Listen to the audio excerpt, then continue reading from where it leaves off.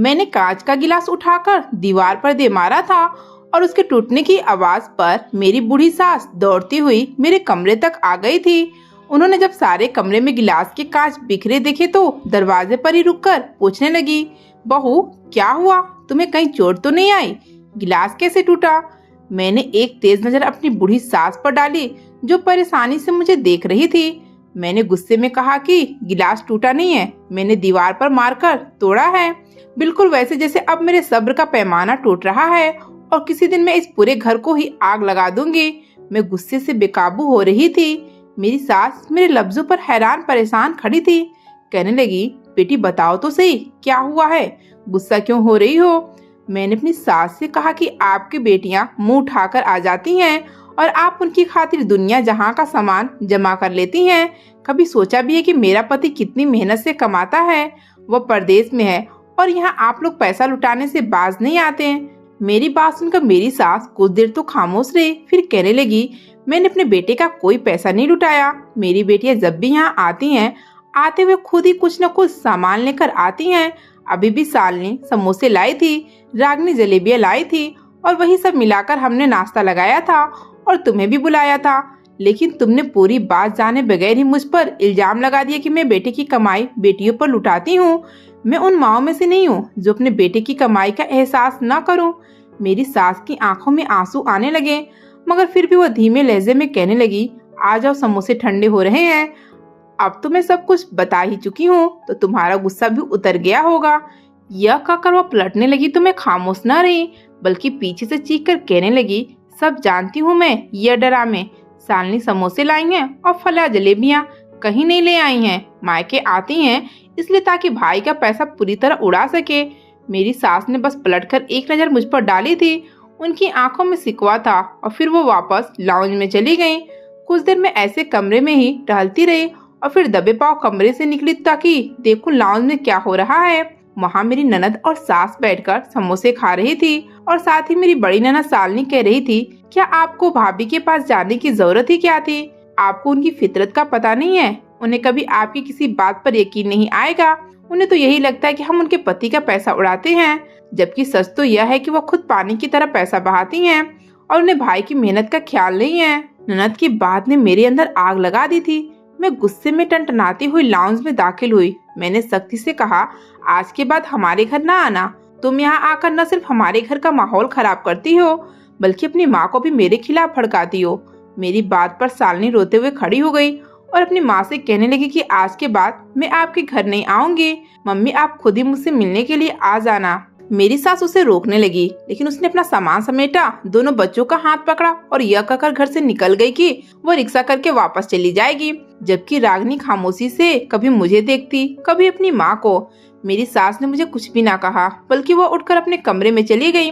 मैं जानती थी कि वो मुझसे डरती हैं, क्योंकि मैं जरा जरा सी बात का पहाड़ बनाकर अपने पति को फोन पर घंटों सुनाया करती थी, इसलिए मेरी सास मुझे उब भी ना कहती। रागनी भी उनके पीछे पीछे कमरे में चली गई। समोसे और जलेबियां उसी तरह से लाउंज में रह गए। सालनी को जाता देखकर मुझे सुकून हो गया था। मैं सुकून से लाउंज में बैठी, फिर मजे से समोसे उठाकर खाने लगी। गरम गरम खस्ता खस्ता समोसा मुझे बड़ा ही मजे का लग रहा था, क्योंकि मुझे मालूम था कि अब सालनी यहाँ दोबारा नहीं आएगी। मैंने एक ननद का पत्ता तो काट दिया था, अब मुझे दूसरी ननद का पत्ता भी काटना था। दोनों ही मुझे जहर लगती थी। समोसा खाने के बाद मैंने जलेबी के प्लेट उठाई और अपने कमरे में चली आई। सीधे अपनी मम्मी को फोन लगाया, उन्हें अपने कारनामे की खबर सुनाई तो वह मुझे दाद देते हुए कहने लगी कि अगर इसी तरह से चलेगी तो बहुत जल्द पूरा घर तुम्हारा हो जाएगा। जब नंदे नहीं आएंगी तो सास को भी कोने से लगा देना। जब बुढ़िया कमरे से नहीं निकलेगी तो फिर तुम्हारा ही राज होगा, हम भी वहाँ पर खूब ऐश करेंगे। मैंने मम्मी से कहा, ठीक है, बस देखती जाएं कैसे मैं इन सबको ठिकाने लगाती हूँ। फिर मेरी मम्मी कहने लगी, बेटी 15,000 रुपए चाहिए थे, तेरे भाई का कारोबार बहुत नीचे को आ रहा है, जरा उसको सपोर्ट कर दे। मेरे पास 20,000 रुपए पड़े थे जो मेरे खर्चे के लिए मुझे अलग से मेरे पति ने भेजे थे।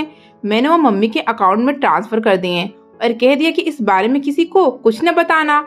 मैं इसी तरह अपने घर वालों को चोरी चुप के पैसे दे दिया करती थी। मेरा भाई मेरे पैसों पर ही चला करता था।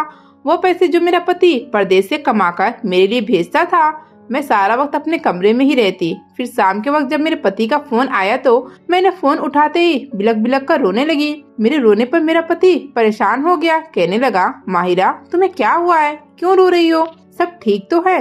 मैंने रोते उसे बताया कि आज शालिनी और रागिनी आई थी। शालिनी ने मेरे साथ बहुत बदतमीजी की और मम्मी को भी खूब मेरे खिलाफ भड़काया। वह हम दोनों की लड़ाई करवाना चाहती थी। मैंने उसे समझाना चाहा कि इस तरह मेरा घर और मेरे रिश्ते खराब ना करो, तो वो अपना सामान उठाकर यह कहकर निकल गई कि अब जब वह मेरी तलाक करवाएगी तभी इस घर में लौटेगी। वह हम दोनों को अलग करना चाहती है। न जाने आपसे क्या झूठी सच्ची मेरी शिकायत लगाएगी। मुझे तो बड़ा खौफ आ रहा है, कहीं वो सच में आपको मेरे खिलाफ न कर दे। अगर आपने मुझे छोड़ दिया तो मैं कहाँ जाऊंगी। मैं तो आपसे बेइंतहा मोहब्बत करती हूँ, मैं तो मर जाऊंगी। मैंने रो रो कर अपने पति को वह झूठी कहानी सुनाई, जिसके बाद वह आग बबूला हो गया। कहने लगा कि शालिनी को न जाने क्या हो गया है, वह ऐसी तो नहीं थी। तुम बेफिक्र रहो, किसी की वजह से हमारा घर खराब नहीं होगा। मैं किसी की बातों में आकर तुम्हें बुरा भला नहीं कह सकता, ना ही तुम्हें बुरा समझ सकता हूँ। मैं जानता हूँ तुम कितनी अच्छी हो। मैंने रोते हुए अपने पति से कहा कि मैं तो मम्मी का ख्याल रखना चाहती हूँ, लेकिन ये लोग कभी मम्मी को समोसे खिलाते हैं, कभी जलेबियाँ। फिर इनके जाने के बाद मम्मी बीमार हो जाती हैं, तो फिर मुझे ही परेशानी होती है। मैंने मम्मी को 10 बार बाहर की चीजें खाने को मना किया है, लेकिन मम्मी को भी तली हुई चीजें खाने का बड़ा ही शौक है। अब वो बीमारी के नाम पर आपसे खूब पैसे मंगवाएंगी और फिर वह भी शालिनी और रागिनी को भर देंगी। मैं तो इन सब हालात से बहुत परेशान हो गई हूँ। मुझे रोता देखकर मेरा पति मुझे समझाने लगा कि तुम फिक्र ना करो, मैं शालिनी, रागिनी और मम्मी को देख लूंगा। मैंने अपने आंसू पोंछे। फिर करण से कहा कि मुझे 20,000 चाहिए, मुझे नए कपड़े लेने हैं। यह सुनकर करण खामोश हुआ। फिर कहने लगा, मैंने पिछले महीने घर के खर्चे से हटकर तुम्हें 50,000 रुपए भेजे थे, उसका क्या किया है। यह सुनकर मुझे दिल ही दिल में बड़ा गुस्सा आया कि मेरा पति मुझसे पाई पाई का हिसाब कर रहा था। मैंने कहा, वह तो घर के खर्चों में ही लग गए, महंगाई इतनी है, सारे पैसे घर में ही खर्च हो जाते हैं। मैं पिछले 3 महीने से वही एक जैसे रंग के कपड़े पहन रही हूँ। अब मेरा दिल उकता गया है, मैं नए कपड़े बनवाऊंगी और यह वाले कपड़े अब नौकरानी को दे दूंगी। मेरा पति कहने लगा, फिलहाल तो मेरे पास बिल्कुल भी एक्स्ट्रा पैसे नहीं है। मुझे जो बोनस मिला था वो मैंने तुम्हें भेज दिया था। अब कुछ दिन इंतजार कर लो, जब पैसे होंगे तो मैं भिजवा दूंगा। पति की बात सुनकर मुझे बहुत गुस्सा आया। मैंने बिना कुछ कहे फोन बंद कर दिया। वह मुझे कुछ एक्स्ट्रा पैसे भी नहीं दे सकता था। मुझे तो लगता था पैसा ना होने का झूठा ड्रामा करता है, सारे पैसे अपनी बहनों को भरकर मुझे हरी झंडी दिखाता है। मैंने सोच लिया था अब 2 दिन तक पति को फोन नहीं करूंगी। मेरी दूसरी ननद रागिनी भी अपने घर चली गई थी और फिर मैं कमरे से बाहर निकली। नौकरानी बर्तन धोने और सफाई के लिए आती थी, मैं सिर्फ खाना बनाती थी। वो भी अक्सर मेरी सास ही बना दिया करती थी, क्योंकि मेरा मिजाज हमेशा आसमान पर ही रहता था। मेरी सास की यही कोशिश होती थी कि घर में किसी तरह का लड़ाई झगड़ा ना हो, मगर मैं फिर भी कोई ना कोई बहाना ढूंढ ही लेती थी और फिर खुद ही अपने पति को अपनी सास के खिलाफ भड़काती थी। मेरी सास ने उस रात खाना भी नहीं खाया, वो भूखी ही अपने कमरे में बंद थी, जबकि मैं अपना खाना लेकर अपने कमरे में आ गई और मजे से यूट्यूब पर अपनी पसंदीदा फिल्म देख रही थी। मैं अपनी जिंदगी से बड़ी खुश थी, क्योंकि मैंने अपने पूरे ससुराल वालों को नचा के रखा हुआ था, जबकि पति भी मेरे ख्वाबों में था। बस एक पैसों का मसला था जो मुझे जरा खटकता था कि मेरा पति मुझे अलग से बहुत सारे पैसे नहीं भेजता था, बल्कि घर के खर्चे के साथ ही थोड़े बहुत पैसे वो मुझे ही भेज दिया करता था। फिर अगले दिन मुझे गर्मी का शिद्दत का एहसास हुआ, तो मैंने झट करण को फोन लगाया और कहा कि मुझे कमरे में एसी लगवा कर दो, मेरी तबीयत बहुत खराब हो रही है। मेरी बात सुनकर करण चुप हुआ। फिर कहने लगा, देखो मायरा, एसी लगवाना मुश्किल नहीं है, लेकिन उसका बिल अदा करना बहुत मुश्किल है। तुम भी जानती हो कि बिल कितना ज्यादा आता है। फिर ऐसे तो नहीं हो सकता कि मैं सिर्फ एक एसी लगवाऊं, वो भी तुम्हारे कमरे में। मेरी माँ बूढ़ी हो रही है, गर्मी तो उनके लिए भी उतनी है। अगर मैं एक एसी लगवा दूंगा तो फिर अपनी माँ के कमरे में भी लगवाऊंगा, और इतना बिल मैं अफोर्ड नहीं कर सकता। जो भी कमाता हूँ वो सब तो भेज देता हूँ, इसके बावजूद भी तुम्हें और पैसे चाहिए होते हैं। मैं यहाँ बहुत मेहनत से पैसे कमाता हूँ, मेरे पास इतने पैसे नहीं कि मैं इतना ज्यादा बिल भर सकूं। मेरे पति ने मेरी इस बात पर भी साफ इनकार कर दिया था।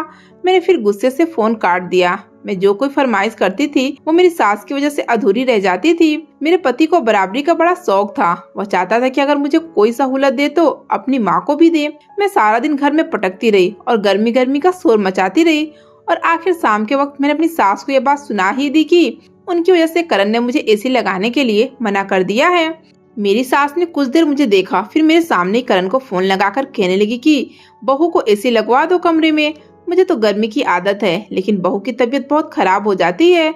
मेरी सास ने मेरे साथ हमदर्दी की थी, लेकिन मुझे और भी गुस्सा आ गया। वह बेटे की नजरों में अच्छा बनना चाहती थी और यह बात मुझसे बर्दाश्त नहीं थी। दूसरी तरफ करण ने फिर वही जवाब दिया कि वह इतना बिल नहीं भर सकता। सास ने फोन बंद किया तो मैंने गुस्से में उनसे कहा कि अच्छाई के यह नाटक मेरे सामने न किया करें। सब जानती हूँ मैं, पीठ पीछे अपने बेटे को मेरे खिलाफ भड़काती हैं और मेरे सामने अच्छा बनती हैं। मैंने फिर सास को ये बातें सुनाई और उनकी आंखों में आंसू झिलमिलाने लगे। वह कहने लगी, बहू मैंने तुम्हारा क्या बिगाड़ा है जो हर बात पर झगड़ा करती हो। मैं चाहती हूँ कि घर का माहौल खराब न रहे, इसलिए तुम्हारी हजार बातों को नजरअंदाज करती हूँ। तुम्हारे साथ अच्छाई करने की कोशिश करती हूँ। घर का कोई काम तुम्हारे जिम्मे नहीं। तुम चाहो तो खाना पका लो, चाहो तो कमरे में रहो। मैंने कभी तुम्हें नहीं रोका, लेकिन तुम फिर भी मुझे ही बुरा कहती हो। वह आंसू बहाने लगी तो मैं पाँव पटकते हुए अपने कमरे में आ गई। मुझे अपनी सास से बेइंतहा नफरत थी। अगर वह मेरी जिंदगी में न होती तो शायद मैं भी अपने पति के साथ परदेश में रह रही होती। और फिर अचानक मुझे ख्याल आया कि क्यों न मैं सब कुछ छोड़ छाड़ कर कुछ अरसे के लिए परदेश चली जाऊं। करण मेरे खर्चे के लिए जो पैसे मुझे भेजते थे, उससे मैं अपना वीजा और टिकट तो लगवा ही सकती थी। अगर मैं करण को बिना बताए परदेश में उनके पास पहुंच जाती तो उन्हें मुझे रखना ही पड़ता। कुछ अरसा तो मैं सुकून की जिंदगी गुजार कर आती और फिर मुझे यह भी पता चल जाता कि मेरा पति वहाँ खुद कितनी अय्याशी की जिंदगी गुजार रहा है। मैं अच्छी तरह जानती थी कि परदेश की जिंदगी बड़ी लग्जरी होती है। मुझे यकीन था कि मेरा पति भी एक हाई फाई जिंदगी गुजार रहा होगा। यही सोचकर मैंने पैसे जमा करने शुरू कर दिए ताकि खुद जाकर अपनी आंखों से देख सकूं कि मेरा पति वहाँ कितने पैसे लुटाता है और हमें कितने पैसे भेजता है, और फिर खुद भी कुछ अरसा वहाँ सुकून से गुजार कर आऊं। इतने अरसे में मैं अपने पति को अपनी सास और ननद के खिलाफ भी पूरी तरह भड़का सकती थी। मेरे जहन में एक साथ बहुत कुछ चल रहा था। वही सब कुछ जो मैंने बचपन से अपने घर में देखती आई थी, वही सब कुछ मैं अपने ससुराल में भी चाहती थी। मेरी माँ ने भी अपनी सास को ऐसे ही किनारे से लगाया था। हमारी कोई बुआ हमारे घर नहीं आ सकती थी, ना ही हमारे पापा बुआ से मिलने के लिए जा सकते थे। अगर पापा जाते तो मेरी मम्मी उनसे खूब झगड़ा करती। इसलिए धीरे धीरे हमारा हर रिश्तेदार से बातचीत खत्म हुआ और मम्मी और हम बच्चे ही रह गए थे। मैं भी अपनी जिंदगी में ऐसा ही सुकून चाहती थी, ना सास का झंझट, ना नंदों की परेशानी। मेरे लिए तो कम से कम ससुराली रिश्ते सिर्फ और सिर्फ परेशानी ही थे। मैंने बहुत तेजी से पैसे जोड़ने शुरू किए थे। घर का खर्चा बहुत ही रोक रोक कर मम्मी को चलाने देती और सारे पैसे जमा कर लेती। मेरी सास हैरान थी कि मुझे अचानक से बचाव का ख्याल कहाँ से आ गया, क्योंकि मैं तो हमेशा ही हद से ज्यादा पैसे लुटाया करती थी। फिर मैंने अपना वीजा भी लगवाया, पासपोर्ट भी बनवाया, सब कुछ खामोशी से खुद ही किया।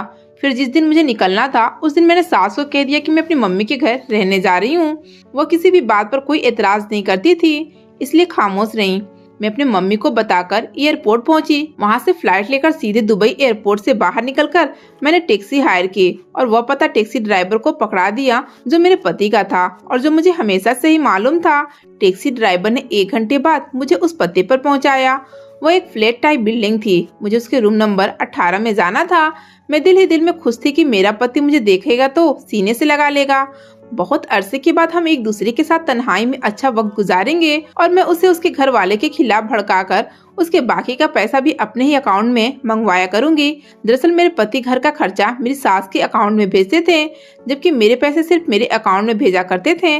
मैं चाहती थी कि अब घर के खर्चे के पैसे भी मेरे ही अकाउंट में आया करे। मैं लिफ्ट के जरिए ऊपर पहुंची। यह दूसरा फ्लोर था। मेरा दिल तेजी से धड़क रहा था। ना जाने करण मुझे देखकर किस तरह रिएक्ट करता, क्योंकि इस बारे में उसे मैंने कोई भनक नहीं पड़ने दी थी। लेकिन मुझे उम्मीद थी कि वो खुशी होता।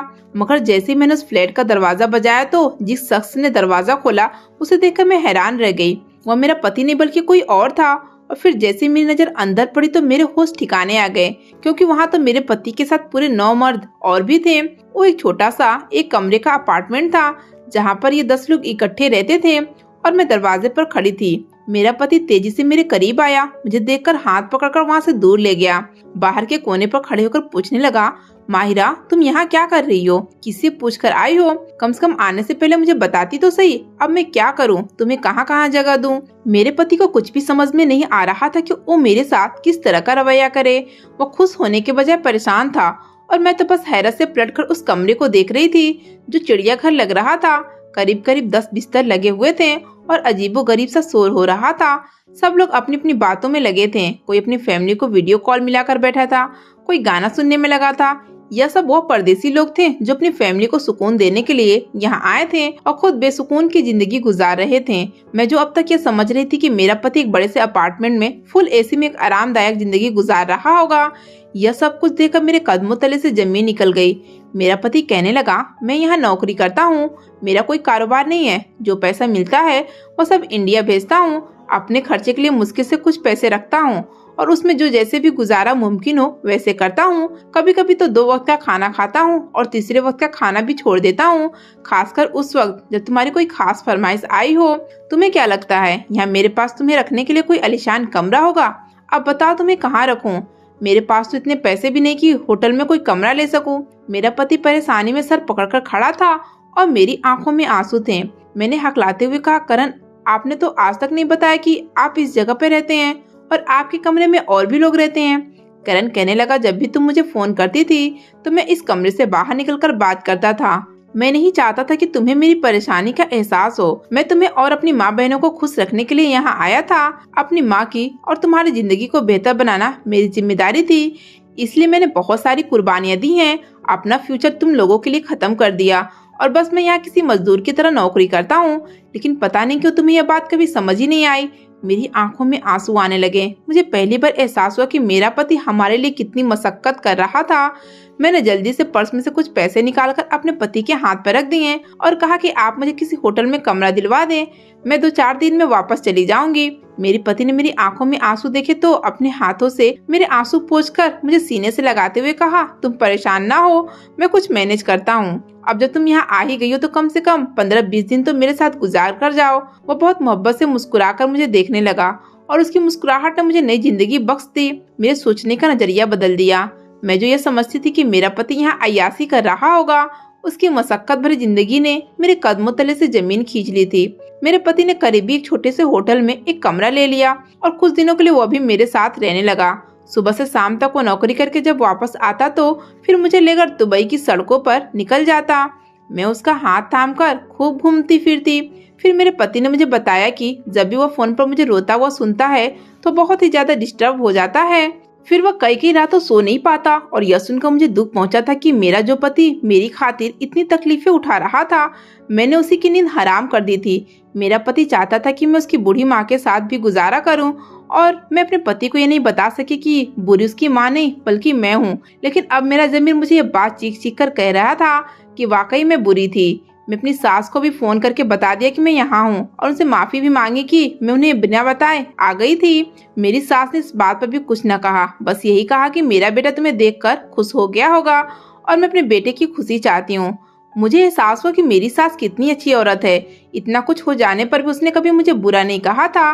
मैं 15 दिन अपने पति के साथ गुजार कर वापस लौटी तो मैंने सोच लिया था कि अब कभी पति से कोई फरमाइश नहीं करूंगी, न उन्हें परेशान करूंगी, बल्कि उनकी मेहनत की कमाई को बचाने की कोशिश करूंगी। मैंने अपनी सास के साथ भी अच्छा रवैया कर लिया था और हमारे घर का माहौल खुद ब खुद बेहतर हो गया था। मेरे वापस आने के चंद दिनों बाद ही मेरी माँ ने मेरे भाई की शादी कर दी थी और जब उनकी शादी के कुछ दिन बाद मैं बहुत सारे फ्रूट लेकर अपने माँ के पहुंची ताकि भाभी के साथ मिलकर फ्रूट चाट बनाकर खाऊं। मुझे फ्रूट चाट बहुत पसंद थे। मेरी माँ ने बताया कि भाभी कमरे में है। मैंने जाकर भाभी को आवाज दी तो वो गुस्से में बाहर निकली। कहने लगी, मुंह उठाकर बार बार हमारे घर आ जाती हो, बोलो क्या काम है। मैंने हकलाते हुए कहा, भाभी फ्रूट चाट बनाकर खाते हैं। तो नफरत से कहने लगी, तुम्हारे भाई के हराम के पैसे नहीं है जो तुम्हारी माँ ने तुम्हें इतना फ्रूट मंगा कर दे दिया है और अब तुम्हें फ्रूट चाट खाने की सूझ रही है। मेरे पति की मेहनत का पैसा है। भाभी की बात सुनकर मैं हैरान रह गई क्योंकि हमेशा की तरह फ्रूट वगैरह मैं खुद लेकर आई थी, लेकिन मेरी भाभी को इस बात पर यकीन नहीं आया था। वो पाँव पटकते हुए अपने कमरे में चली गई और अब भाई से हमारी शिकायत लगा रही थी। थोड़ी देर बाद भाई ने बाहर आकर मुझे घूरती नजरों से देखा। कहने लगा, जब भी तुम घर आती हो हमारे घर का माहौल खराब हो जाता है। ना तुमने अपने ससुराल वालों को सुकून दिया, ना तुम हमें सुकून से जीने देना चाहती हो। तुमने तो अपने पति की कमाई को भी बर्बाद कर दिया। अब तुम मेरा घर खराब ना करो, हो सके तो यहाँ ना आया करो। एकदम मेरे दिल बैठ सा गया। मैं जान गई थी जिस तरह मैंने शालिनी के साथ किया था वही वक्त ने मुझे पलटा कर दिया था। मैंने शालिनी को उसके ही घर से बेइज्जत करके निकाला था और आज मेरा भाई मुझे मेरे घर से निकल जाने को कह रहा था। मैंने एक नज़र अपनी माँ पर डाली जो हक्का बक्का सी खड़ी थी। मैं खामोशी से वापस अपने घर से ससुराल आ गई। मेरी सास ने मुझे वापस देखा तो कहने लगी, क्या बात है बहू, इतनी जल्दी लौट कर आ गई। मैंने सास से कहा कि आप तैयार हो जाएं, हम शालिनी के घर जा रहे हैं। बहुत अरसा हो गया वो हमारे घर नहीं आई। घर में बहुत ज्यादा सन्नाटा सा लगता है। शालिनी और उसके बच्चे आएंगे तो खूब रौनक होगी। हम रागिनी को भी बुला लेंगे। मेरी बात सुनकर मेरी सास ने हैरान नजरों से मुझे देखा, लेकिन मैंने फौरन ही उनके लिए कपड़े निकाल कर दिए और कहा कि तैयार हो जाएं। क्या सारा वक्त मुझे देखने में निकाल देंगे। मेरी सास ने मुस्कुराकर जल्दी से अपना जूड़ा पकड़ा और वो तैयार हो गई। थोड़ी देर बाद हम लोग टैक्सी में बैठे। मैं खुद शालिनी को लेने जा रही थी। मैंने टैक्सी वाले से कह दिया था कि रास्ते में किसी अच्छे से फ्रूट वाले के पास टैक्सी रोक दें। मैं अपनी ननद के घर खाली हाथ नहीं जाना चाहती थी, क्योंकि अब मैं जान गई थी कि औरत का असल घर और असल खुशियाँ कौन सी है। अगर आपको आज की कहानी पसंद आई हो तो वीडियो को जरूर लाइक कीजिएगा और अपने दोस्तों के साथ भी शेयर कीजिएगा। और हाँ, अगर आपने अभी तक हमारा चैनल सब्सक्राइब नहीं किया तो जरूर सब्सक्राइब करें। मिलते हैं कल एक नई और दिलचस्प कहानी के साथ।